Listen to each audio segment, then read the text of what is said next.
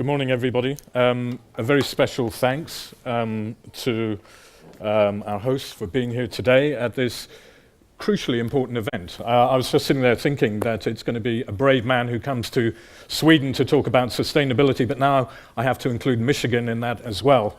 So we'll move on. We are part of the supply chain. What we kind of deal with are really the legacy of the past, but we're also engaged with designing the future. And as we've heard today, the kind of problems that we're talking about really are global.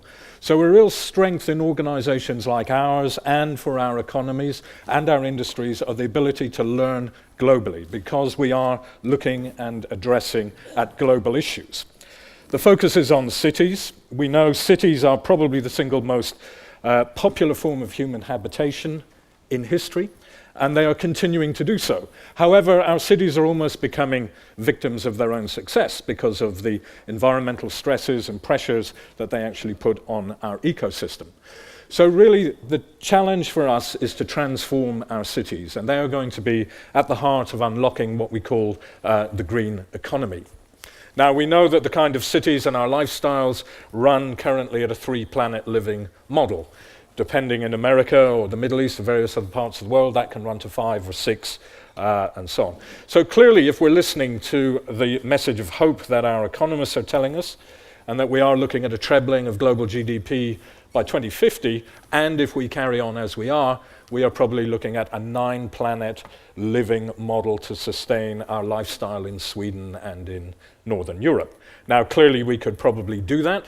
We would do that at vast expense to the developing economies of the world, and we would do that at great cost, and I would argue great vulnerability to the stability of our economies if we pursue that.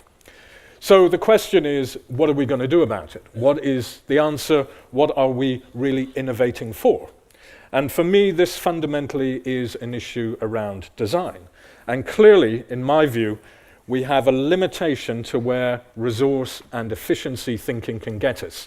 Resource and efficiency will be the law of diminishing return for us. What we must transition to is what I call a one-planet living model, a one-planet living economy. And in order to do that, while efficiency is very important, we need to innovate into what those new models and systems are. So who are going to be the main protagonists in this space? From our experience, it's clearly going to be governments who set, as we've heard so clearly, the issue around policy and regulation, cities who are responsible for governance and participatory democracy, I would say, within the decisions about how cities are governed, and then clearly businesses. And when you have that combination, the money follows. And I think what we're seeing is a convergence between those three in creating what we call the new economy. Let's just talk a little bit about market transformation. Clearly the push factors, this is the standard bell curve. We'll have the leaders, the bulk of the people in the middle, and the trailers at the bottom. Regulation to date had actually been incredibly important in creating and raising the minimum performance standard. And if we rely only on strong regulation, we will actually remove the focus on innovation, because everybody will say, well, we're only doing it because we have to. And of course, I'm not decrying this. We know already from the looking at the building stock what performance regulation has done in the European Union from buildings from 2005. We now have a very high energy performance standard. So it is incredibly important. But what we're now seeing is part of the evolution going beyond efficiency. So we're working, for example, with the government of Dubai on a new building regulatory system, the world's first green building codes, which is beginning to combine sustainability rating systems with mandatory regulation. And very often we find in the developing kind of economies that are emerging now, this is kind of the area that we're moving into. So I'd say there's still plenty of room for innovation within the field of regulatory development.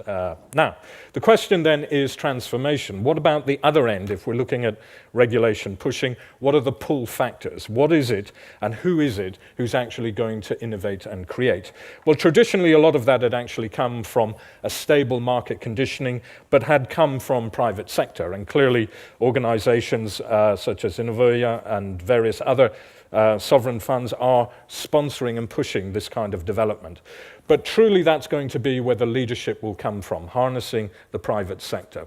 So I just want to talk a little bit around some of these kind of responses. One, for instance, is aviation sector. The link between policy and performance is very strong. We had developed carbon neutral template growths for airports and had been working with ACI Europe, who now have it as a policy commitment for a condition of member that all members will actually aspire to carbon neutrality.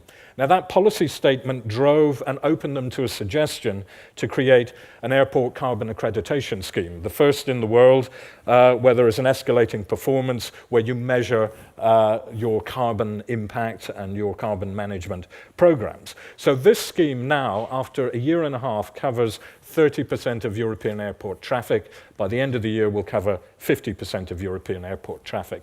And I'm very pleased, and it will come as no surprise to you, I'm sure, that the world's first two certified carbon neutral airports are Arlanda and Bromma. A variety of measures taken in place around that. But again, a very good example of Swedish global leadership in relation to that. Another is clearly creating stable signals to the supply chain, de-risking innovation for the supply chain. And there are two fantastic products that Sweden has, Belloc and Bibo.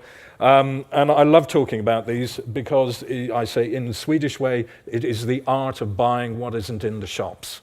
So how do you create a collection of buyers who say, if you make these things at this price, in this volume, we will buy them. And this model is actually having significant kind of impact. We're currently talking to London and various other people about exporting that kind of Swedish model. On the other hand, what we've done in relation to regulation to change